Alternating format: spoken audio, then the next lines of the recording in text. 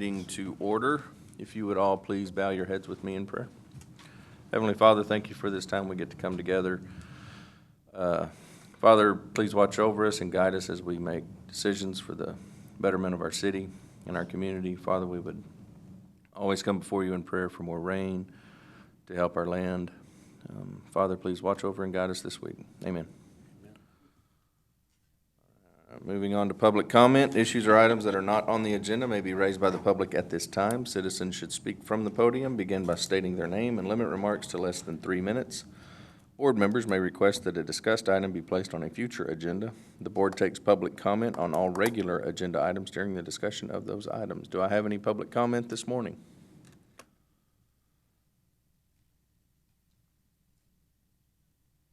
Good morning, Board. Good morning. My name is Dave Erickson, Director of the Small Business Development Center at ASU. And last month I introduced Blake Harrison and Savannah Morrow, the GA's graduate assistants at the SBDC, who are in the MBA program. And today I want to introduce John Knighton, who is the third member of that graduate assistant MBA student team at the SBDC. And John is from Odessa, and she's doing a great job for us. I wanted to bring her, introduce her to the group. And John, do you want to say anything? I didn't tell her she didn't say anything.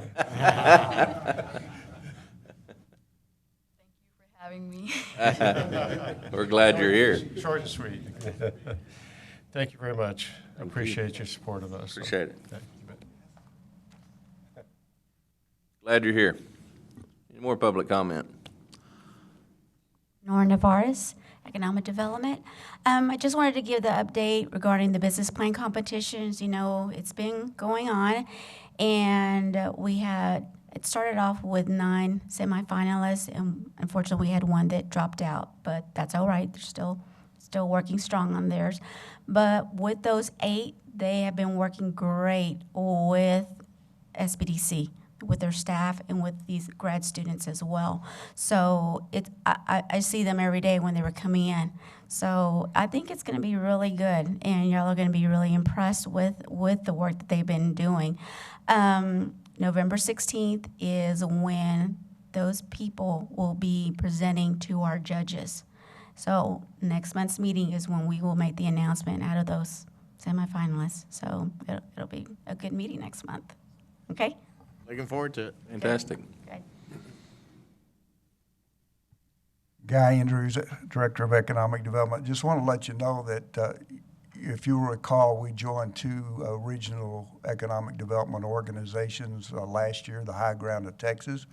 We have their annual conference. It begins today with some training that's going on in the BRC. And then the conference actually starts tomorrow. We also have a board meeting this afternoon, and I do sit on the board of directors for that.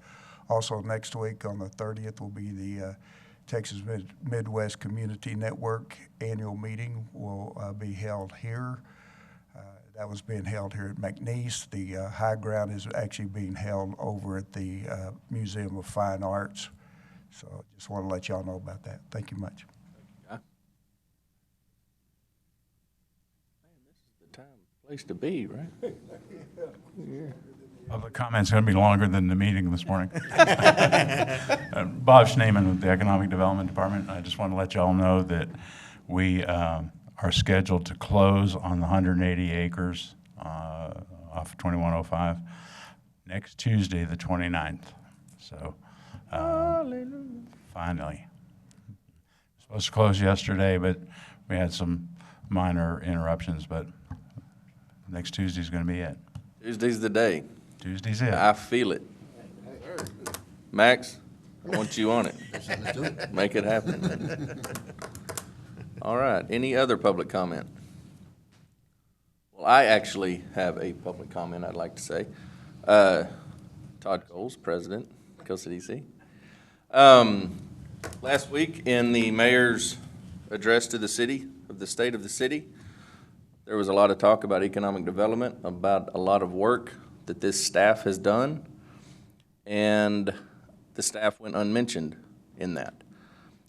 I would like to, at this time, say thank you to our staff for all of your hard work, your dedication, the hours that you put in, the phone calls that you make. many of the projects that were presented by others is the product of y'all's work. And it goes from Tina to Mike to Shannon, Guy, Bob, and Nora. And it's not right to not mention that. So I would like to take this time to say thank you. You do a good job. You're dedicated to the city. And that's it. So thank you very much. Appreciate y'all.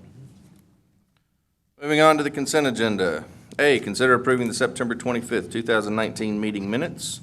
B, consider approving the necessary corporation disbursements. C, consider adoption of a motion authorizing the board president to negotiate and execute an annual pest control services agreement with MDK Services LLC for the BRC building not to exceed $500 annually with provision for renewals. Do I have a motion? Move approval. Motion by Director Dendel. Do I have a second? Second. Second by Max, I believe. All in favor say aye. Aye. Any opposed? Very good. Moving on to regular agenda. A, consider approving the September 2019 financial statements presentation made by Tina Diersky, Director of Good morning, Board. Finance. Thank you for having me. Good morning. I'm going to present your year-end unaudited financial statements. We did end the year over budget for revenue by about $750,000 in total between the economic development side and the ballot side. We've continued with an upward trend this year for sales tax revenue. For September, we were up 12.24%, and then in October, up 2.94%. For the year, we were up overall about 7%. And that's over last year's increase from the previous year of over 10%. So we're seeing some strong economic growth, so that's a good thing. Moving on to your balance sheet for the economic development side, there's not a whole lot to point out there except that your investments continue to grow. Your investment income for this year was $330,000 compared with last year's amount of about $260,000. So that's good news. On the income statement, not a lot of activity for this month. Just again, that city services contract that was paid and a few administrative expenses. And on your balance sheet for the ballot, we are beginning to see that fund balance grow a little bit as we see the sales tax numbers grow, of course. Most of the money on the ballot side, of course, is used to service debt on long-term water supply. And so as we see that fund balance grow, we can look at opportunities for using that, that money as well. And again, on the income statement for the ballot side, not a lot of activity, just staff services contract and one small payment for West Texas Water Partnership. So with that's all I have. If y'all have any questions. Good news. Yeah. I like bringing good news. Appreciate it. Fun. Way to go, Tina. All right, thank you. Thank y'all. Oh, yeah, why not? Do I have a motion to approve? By Max, do I have a second? Second. Any other discussion? All in favor say aye. Aye. Any opposed? Very good. Moving on to line item B. Consider a resolution of the City of San Angelo Development Corporation Board of Directors authorizing the board president to negotiate and execute a First Amendment to the Economic Development Performance Agreement with Caltech Software Systems, Inc., amending the job creation and employee training assistant provisions therein with the commensurate reduction in grant incentives payable. Presentation by Shannon Scott. Good morning, Board. Good morning. As President Cole stated, this is in regards to an amendment to the original Caltech agreement. So a couple of months ago, as we were reviewing our financial statements, we noticed that this contract was nearing its completion, and some of those incentives had actually aged out. So what I did is went back and actually calculated the amount of incentives that they could potentially receive with where their contract stood to date. So since it was a substantial amount, I had to bring it to you all for your vote to approve that amendment. So we'll just kind of go over the details of the project. So the original agreement was executed on June 30th of 16. The total original approved incentives were for $603,050. And we'll just go over the breakdown of the incentives. So they had a development fee rebate of up to $600, which that has been paid out and completed. They also had a sales and use tax rebate of up to $500, which was also paid out and completed. And then annual tax grants of up to $1,950. As far as their job creation was concerned, we earmarked up to $500,000, which would be $5,000 per FTE for up to 100 jobs. To date, we've actually paid $40,000 out, which is the equivalent of 8 full-time jobs. And in conjunction with the job creation numbers, there was some employee training incentives for up to $100,000 to coincide with the 100 potential jobs that they could create. So the total incentives paid to date with the development fee rebate as well as the sales and use tax rebate along with the job creation incentives is $41,100. So again, in reviewing their contract, we noticed that the deadline for them to create the minimum of the 15 jobs was actually next December, and to date they've only created 8 of the minimum 15 jobs. So in speaking with Caltech and revaluing their contract, we wanted to get more of a realistic number of what they think that they could create. So they were more comfortable actually creating a minimum of 10 instead of the 15 before this time next year, essentially. So what we did is we took the agreement, we lowered the minimum job creation from 15 to 10, and then we lowered the maximum job creation from 100 to 30. Just again, in speaking with them and what they felt more comfortable with. So with that said, in reevaluating those numbers, the new requested incentive amount that they could potentially obtain is going to be $181,950. And the way that that's going to break down, again, is that they are still eligible for that annual tax grant for up to $1,950. The job creation has now been dropped from $500,000 to $150,000. And again, that's just for the $5,000 for up to the 30 jobs. And again, to coincide with that, with the training incentive, it's going to be $30,000 for up to the 30 jobs. So again, that new incentive amount is going to go from $603,050 down to $181,950. We've already paid them $41,100, so we're putting about $380,000 back into our budget for future projects. So again, since it's such a substantial amount, we wanted to bring it to you all for your vote in order to put that money back into our future projects budget. And with that, I'd be happy to answer any questions. Shannon, what was earmarked originally? 603? $603 and $50. Okay. And they've done 8? 8 jobs, yes, sir. In order to complete this new one, they'll need to add 2 more. That's correct.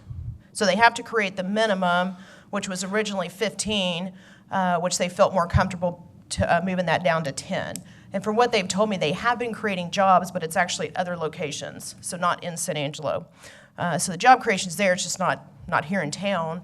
But instead of, like I said, the 15 minimum, they felt more comfortable bringing that down to 10. They've already created 8, so basically they'd have about a little over a year to create 2 more full-time positions. Good job. Questions? Concerns? The annual tax grants, we haven't paid out any of that? That's correct. That's at the end or what? Yes, so they would basically, again, submit their tax renditions for us to pay them the grant. They have not done so to date, so they could potentially They're still still eligible, receive that. yeah. Yes, sir. Sounds good. Any other questions, concerns? All right. Do I have a motion to approve? So moved. Do I have a second? Garland. Any other discussion? All in favor, say aye. Aye. Any opposed? Thank you very much. Moving on to C, consider approving the proposed COSA DC meeting calendar for 2020. Presentation by Ms. Nora Navarez.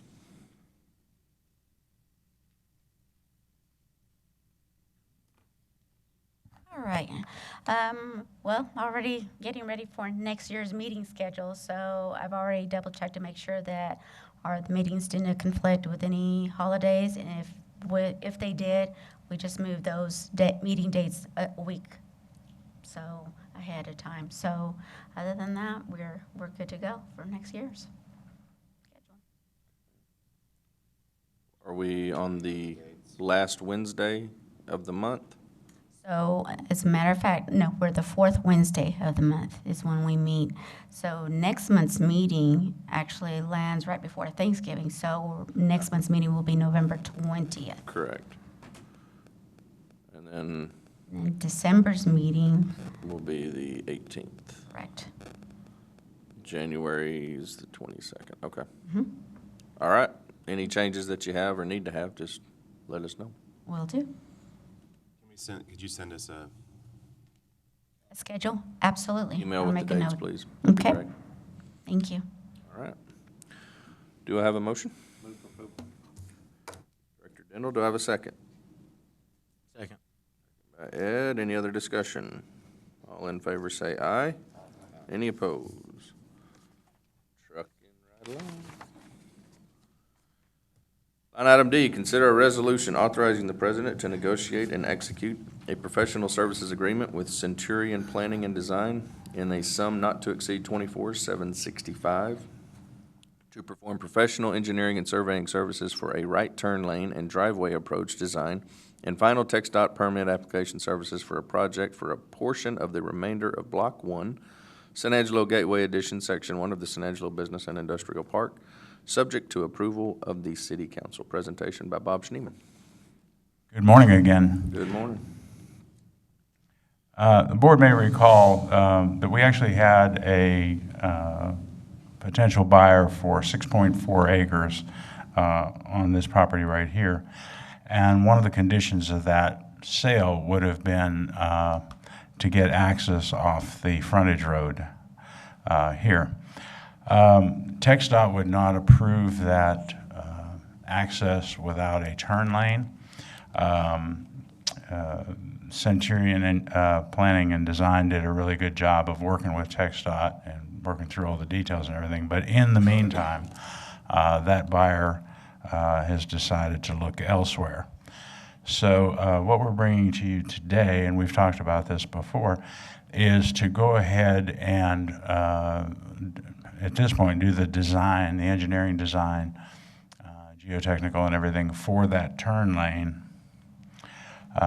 which looks basically like this. This is the concept that TxDOT would approve. They've seen it and they're good with it.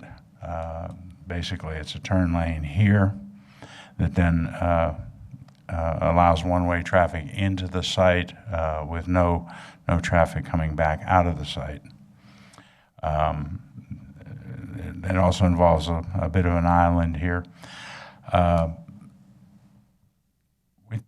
Staff feels like we ought to probably go ahead and at some point in the not too distant future, go ahead and construct this turn lane. There is always the potential for changes to the TxDOT requirements that are beyond our control. And since this did seem to be a rather important issue to that one buyer, and since it's a corner lot, and typically anyone looking at a corner lot is looking for access from both roads. So we got a scope of services from Centurion to do the final design on it. And very briefly, the entrance layout is about $5,000. Topo survey, $3,300. Geotechnical investigation, $10,000. A final grading plan of $5,100, and then $970 to do the final paperwork and everything to get the permit from TxDOT for a total of $24,765. And staff is recommending approval of this to go ahead and get the design finished, apply for the permit. We may be able to push the construction out a ways if the board so desires, but try to keep the project moving so that we don't lose that approval that we have in hand, basically. I'd be happy to answer any questions. The road that we're creating, will that be able to go to other lots? Didn't it at one time? Yes. Actually, it has kind of occurred to me that maybe we want to do sort of a circulation route like that. And Still leave the one at the first lot. that one, Pretty much as it is. This driveway in that location makes a lot of sense. We've actually moved it slightly to the west, but that location works pretty well for that driveway, and then maybe one more driveway over here. And it may give us some flexibility on other things that we can do in subdividing that property. Questions, concerns? I'm for it benefiting more of the lots than just that one. And, I mean, at the end of the day, you got to make that corner lot more marketable. And if that's going to be, like you said, a deterrent, then go ahead and address it now. Right. And in staff's opinion, you know, what we would do is take the cost of that, or the majority of the cost of that, whatever, and add that to the sales price of those lots that are affected. Certainly. Sounds great. Bob, I have a question. So go through this process, the planning and so forth, and get the permit. How long is the permit good before construction has to commence? I'd have to ask Russell Pale from Centurion to answer that one. Oh, geez. Good morning, I'm Russell Pale. The permit's good for 6 months.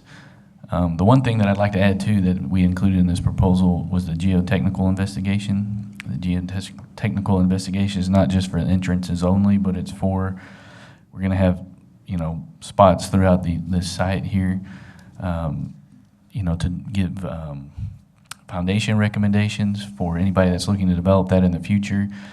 It'll give soil bearing capacities, things of that nature. Just give somebody an idea of what they're expected for a foundation. It'll just be another tool or another thing that the city will be able to have to say, hey, look, this site's ready to go, or it's suited for your site, whatever. It just helps to make it a little more marketable. So just to clarify, 6 months till it commences or completed? Commences. You can get extensions you can get another 6 months. So basically, if we do this, we're committing to completing the project, because you can't just sit on the permit. Correct, that is correct.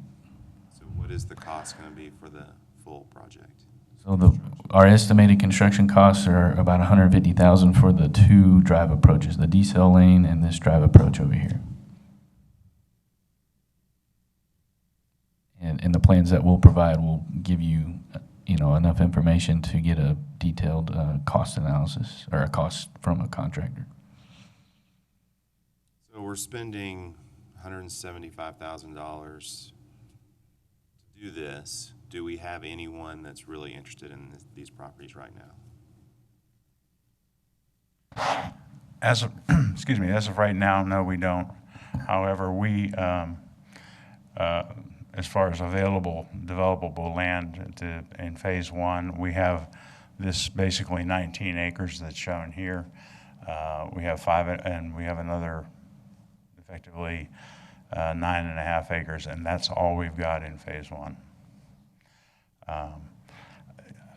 My personal feeling is that providing a little more juice, if you will, on this corner lot, I think is going to make it a lot more appealing.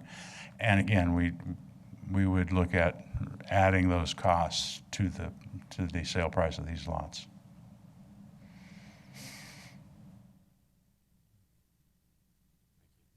Any other questions, concerns? Do I have a motion? So moved. Do I have a second? Any other discussion? All in favor? Any opposed? Very Thank you good. very much. Thank you. Update presentation regarding Airport Gateway Clearing Project by Mr. Guy Andrews. You'll recall we've discussed this project before, and what it's designed to do is to improve the appearance of the airport as you're exiting. This is actually what you're seeing here. It kind of shows the area involved. The area that's in green would be cleared so that as you're coming out of the airport, our visitors to our community would see more like a park-looking area than just a bunch of mesquite trees and scrub brush. That clearing has actually, well, this is what we kind of visualize that looking like coming out of there. That project is already being performed. The clearing is being performed by our lake maintenance crew out there. This was an early on picture. If you've been out there lately, they'll be clearing as you exit the airport about 300 to 400 feet in that, and then it tapers off towards the end. So this is a early picture of them doing that. One of the things that we'll be coming back for is once the clearing's done, we'll need to put back up a fence that had to be removed. This property belongs to the Bureau of Reclamation. Had to take the fence down to do the clearing, and so we will come back at a later time once we get a cost estimate for replacing that fence. And it is just a barbed wire fence that goes through there. So I just wanted to update you on that project. Very good. Thank you. This Moving. series, this is the I-27 study that was initiated by House Bill 1079. And what this House bill does is it's a ports to plains feasibility study for the state of Texas. It basically, from the top of Texas, where I-27 would go down to Laredo, Texas. What the 1079 did was mandated for TxDOT to perform a feasibility study on this roadway. So we had our first meeting on October 1st in Lubbock, and basically we're going to have some quarterly meetings. There'll be 4 of them in conjunction with this project. The project has actually been divided into 3 different segments, and representatives that will provide input into each of those segments have already been named, and dates have been set for those committee meetings. Just some detail on when those meetings will be held. We've got them spread out, and actually the study will be completed by early 2021 for this project. This is a segment map that shows how the segments are divided. So that top portion from about Lubbock on up to the top of the Texas Panhandle and into New Mexico is segment 1. We're included in segment 2, which basically runs from a little bit south of Lubbock all the way down to Sonora. And then segment 3 runs from Sonora on down to Laredo. So that's the first time we've really had a stake driven in the ground on this project. Before, we've done a lot of study. This has probably been studied for the past 20 years, but this one actually involves a TxDOT study of that roadway. So once completed, and we hope to get this project funded, it will still be years away, but it's the first solid step that we've had in the Ports to Plains project for the state of Texas.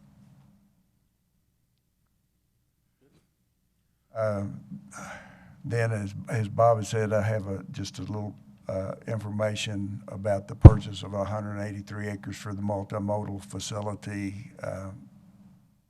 This is where it's located. The yellow area is where we're located. That's a little bit closer view of the 183 acres that we are purchasing. And then we actually have a concept drawing. This is actually sort of a build-out plan for that particular area, as we said. Which item is that on the agenda that you're addressing? The agenda has presentation regarding the Permian Basin and Presidio regional freight mobility studies. That's a different one. That's the next one. Apparently we didn't remove that one. Okay. It's